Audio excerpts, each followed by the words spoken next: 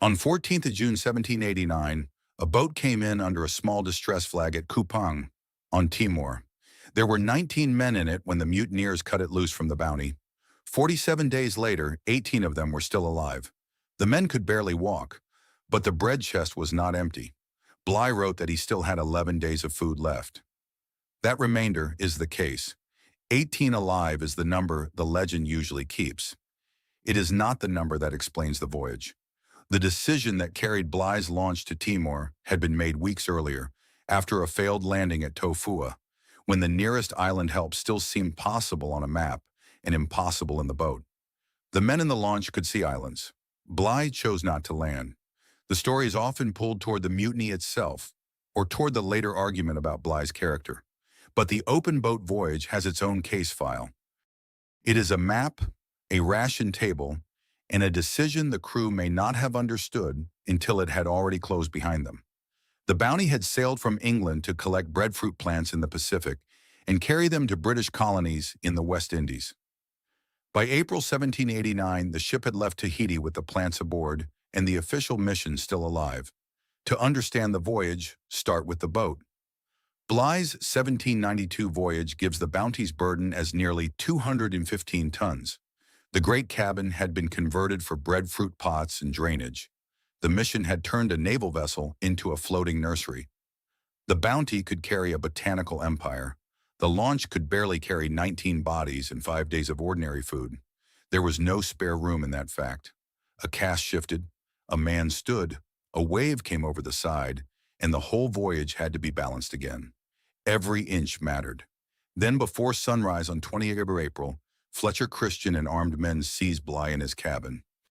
Bligh's 1790 narrative says the mutineers forced him and 18 loyalists into the ship's launch. They allowed some canvas, cordage, tools, a small cask of water, about 150 pounds of bread, some pork, rum, wine, a quadrant, and a compass. They did not allow him his full maps, timekeeper, sextant, or survey papers. John Fryer, the master, was in the boat. William Purcell, the carpenter, was in the boat. John Samuel, the clerk, had saved Bligh's journals and commission under guard. John Norton, a quartermaster, was in the boat too. That equipment list matters because it limits the later miracle. Bligh was not navigating a ship. He was making a route from partial instruments, dead reckoning, memory, and discipline imposed on men who were cold, wet, hungry, and frightened. The first plan was not Timor.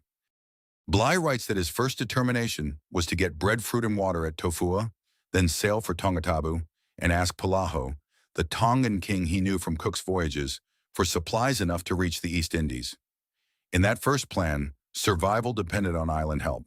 The fatal assumption was that the launch could be provisioned before the long western crossing began. That assumption lasted only a few days.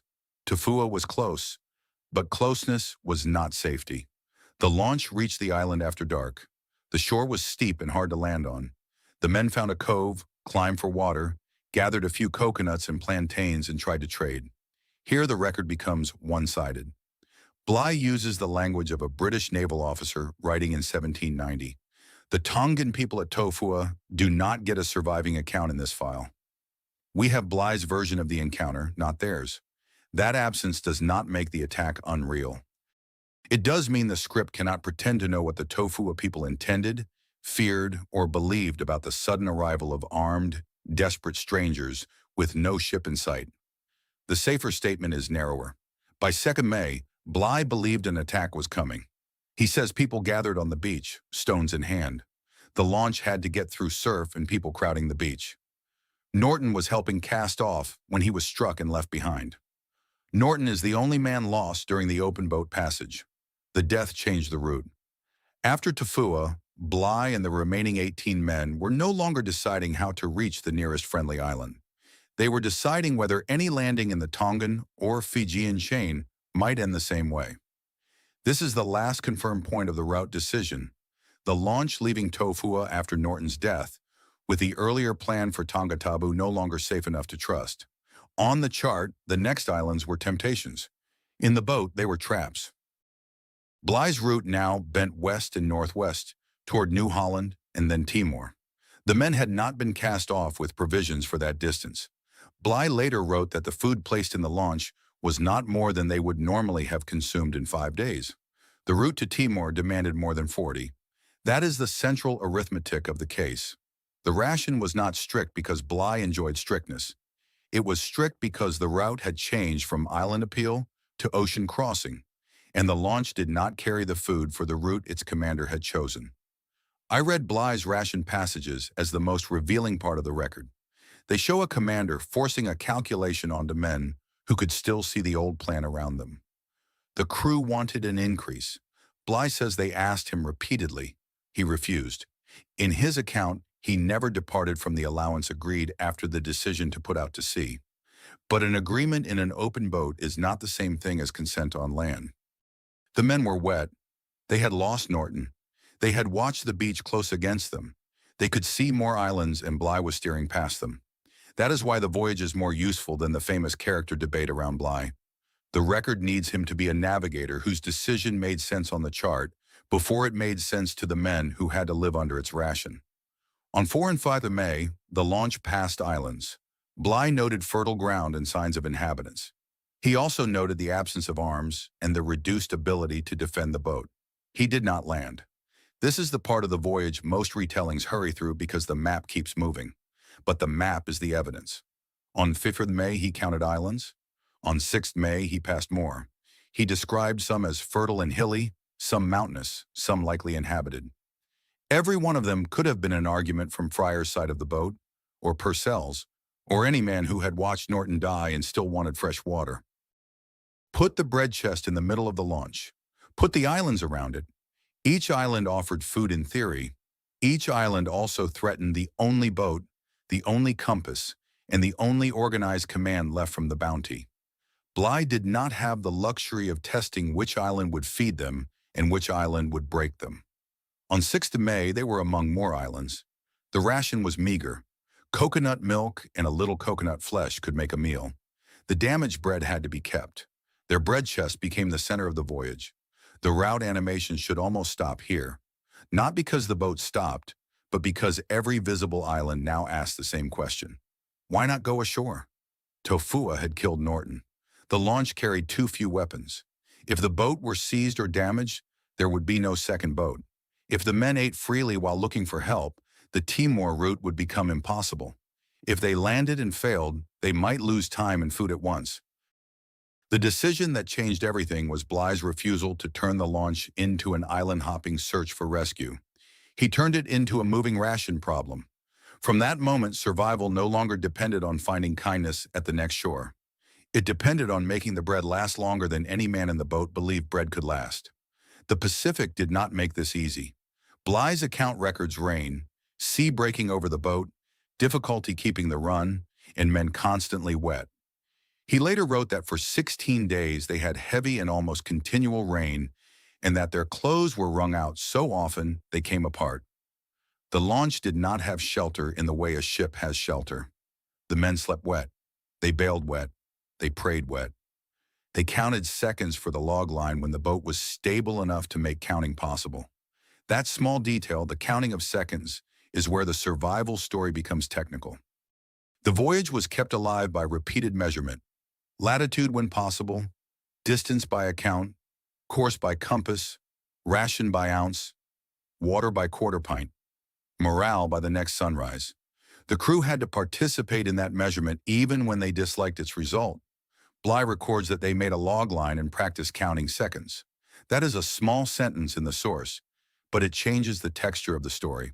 The same men asking for food were also helping calculate the run. The boat was not one absolute commander and 18 passive victims. It was a cramped working system with one commander, several skilled seamen, one ration rule, and no margin for a failed experiment ashore. The route animation should show the narrowing of alternatives. Tofua closes, Tongatabu closes. Nearby islands become too risky.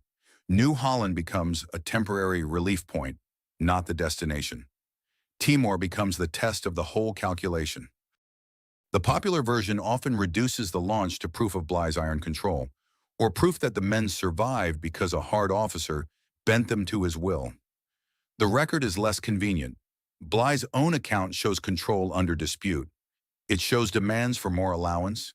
It shows the master and carpenter pressing to go ashore near Timor to look for supplies.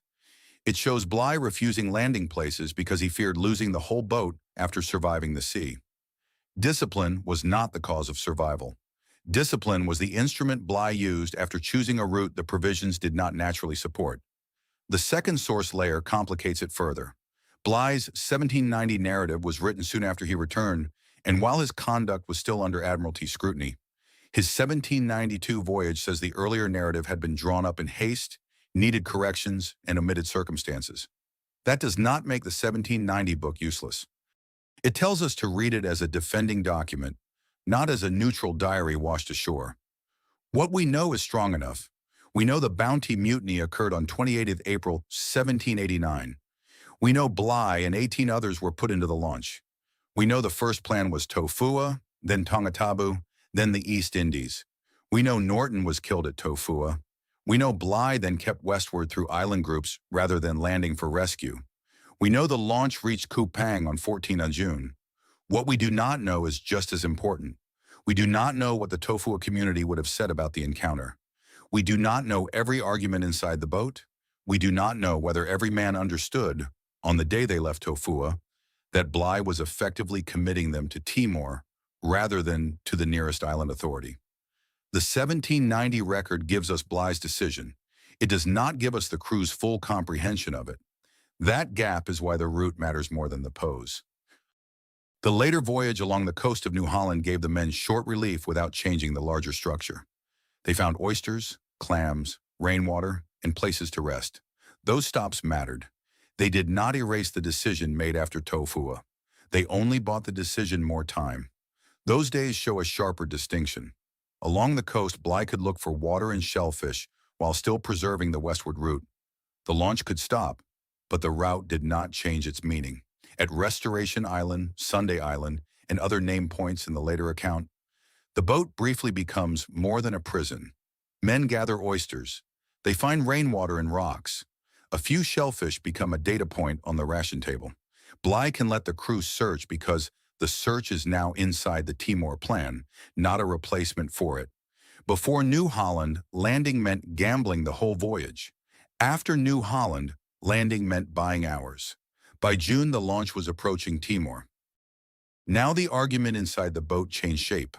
They were no longer passing islands in the Central Pacific. They were near a known settlement if Bligh could find it and if the coast did not draw them into another dangerous landing. On 13th June, Fryer and Purcell pressed him to let them search for supplies. Bligh allowed it, but no party formed. The boat continued along shore. The next day, 14th June, they found a bay and then heard cannon. Soon they saw vessels. A small signal flag went up. At Coupang, the men came ashore barely able to walk. Bligh wrote that on arrival he still had enough provisions for 11 days at the reduced allowance. That line is easy to admire and easy to misunderstand. It proves the ration worked. It does not prove the calculation felt sane inside the boat. The court-martial cleared Bligh of losing the bounty, but it did not answer the human question: how did the launch survive after the island plan failed? Bligh had reasons to defend himself. But that does not make the account useless. It makes the pressure inside it readable. The parts that defend Bligh are exactly the parts where the pressure leaks through. The demands for more allowance, the refusal to land, and the insistence that the boat still had 11 days of food because he had held the ration line. The answer is not that Bligh was simply right in every quarrel. It is that he made one hard navigational decision early, then built every later order around it. The route came first. The ration followed. The refusal to land followed the ration. The crew's frustration followed the refusal. Each choice narrowed the next. The surface story wants Bligh to stand at the center as a character judgment. The open boat record puts something colder at the center, a route line crossing a map faster than the bread could disappear. My verdict is that Bligh's survival was not the discipline myth says it was. It was a navigational decision imposed on a starving boat, then protected by rationing severe enough to look unreasonable until Timor appeared. The launch did not survive because everyone believed in the plan. It survived because the plan kept moving after belief had become impossible to measure. The bounty story usually sails away toward Pitcairn, toward the mutineers, toward the long afterlife of Christian and Bligh on stage and screen. This case ends earlier. It ends at the moment the route animation stops at Coupang, and the ration table still has 11 days left. That remainder is the evidence, not of comfort, not of harmony, of a decision made off Tofua when the nearest islands were still close enough to see and already too dangerous to trust.